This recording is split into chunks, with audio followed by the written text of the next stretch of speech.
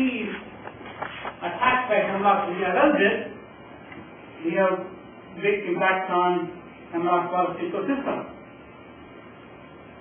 Most of the trees, especially hemlock trees, you find in the stream bed, what happens is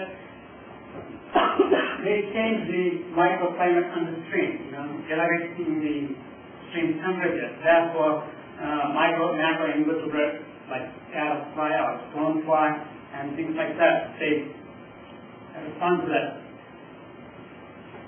So then also, when you lose the thermal cover, the temperature increases. Therefore, it creates a lot of problems, erosion and stuff like that. So you have a problem with the water quality. And then encroachment of invasive species.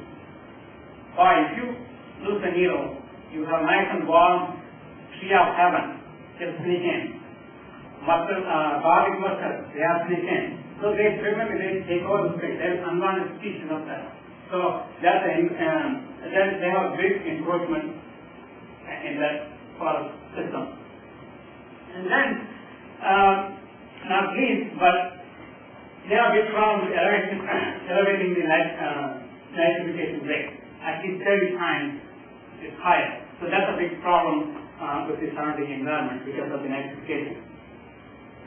So with that said, I create some research perspectives based on these problems. So we're using the genus product to map the hemlock stand.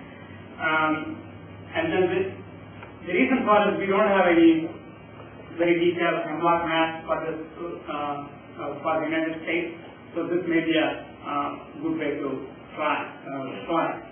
And the second is to be using the genus product and going to extract some of the environmental variable or attributes, example, elevation, slope, aspect, and terrain shape, distance to stream, distance to bridge, or distance to homes or village or things like that. You can do all kind of stuff. So I'm going to I need to identify the relationship. And then third, get all this information to build a predictive model, especially for the mountainous landscape.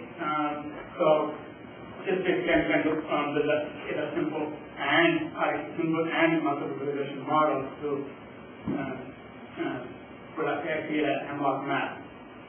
So I'm saying mountain landscape, that mountain landscape is going to be in North Carolina, which is basically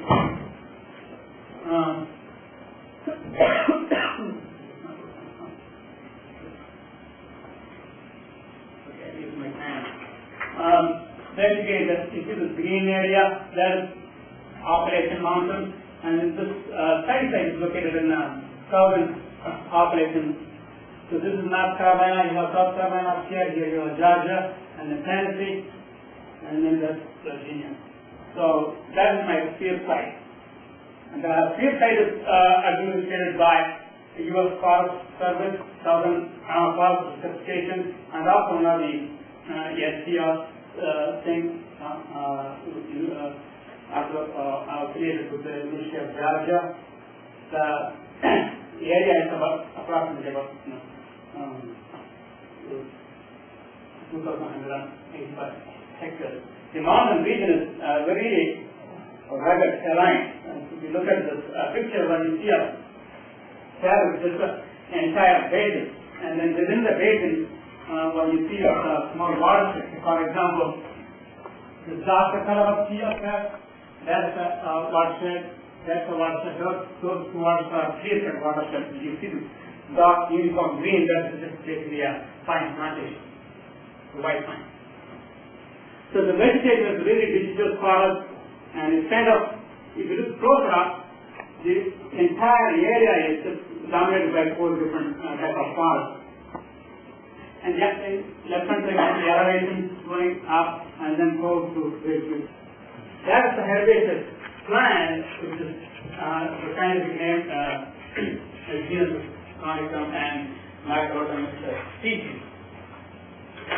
It is in the family of Umbrellipes, which is basically if you look at this kind of arc family, if you look at the plant, you can actually see it. It's shaped like umbrella that underlays it. This kind of asters, all those kind of plants. Or if you look at the carrot, it is in that family.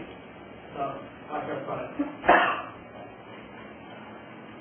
The hemlock family is talk about eastern hemlock, which is Tuber canadensis.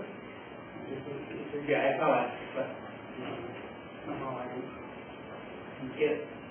It is a long-lived tree. At the climax species coniferous forest. It live up to 200 to 300 years. That's what they call it, long-lived tree. And if disturbance like a fire or insect outbreak didn't show up, then they can live up to 400 years. And also, it is extremely shade-tolerant tree because about 100-year-old small tree, they can live under the forest canopy. So that's why they do really well on under the shade. And furthermore, the tree provides forestry habitat for wildlife and especially for during the winter time for the deer. They can use the hemlock as a shelter. So that's especially in the eastern part of the United States very common. And the near-tropical migratory birds, especially warblers, they use this stand to just for breeding or just simply stop over. So the hemlock stands forest play an important role especially in the U.S. forest system.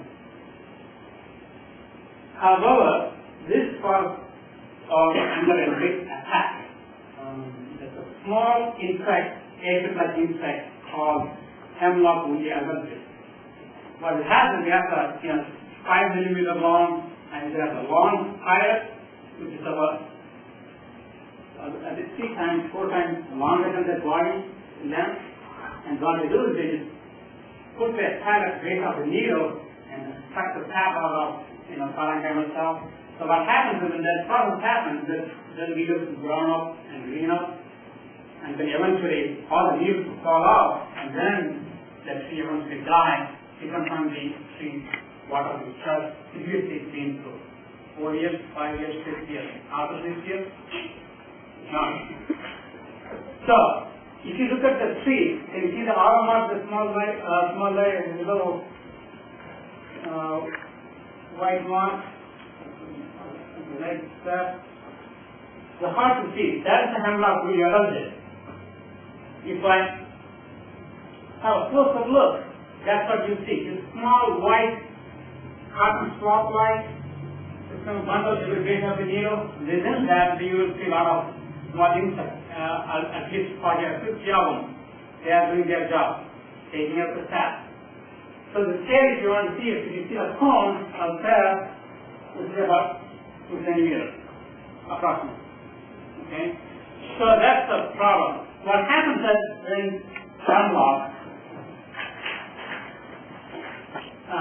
in a mountainous terrain and basically using their relationship, especially the environmental attribute or environmental variable using the Venus natural satellite. My name is Narayana and I'm the expert in hemlock.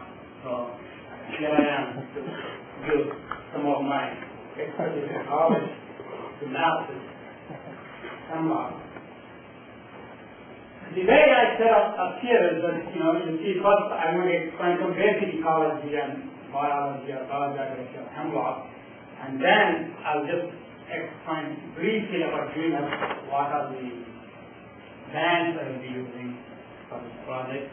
And then I will have a small little diagram, basically my conceptual diagram of this process. And then we can go to the expected result and then future directions and so forth. So, Hemlock, Greek philosopher, who showed that hemlock is a python, Okay.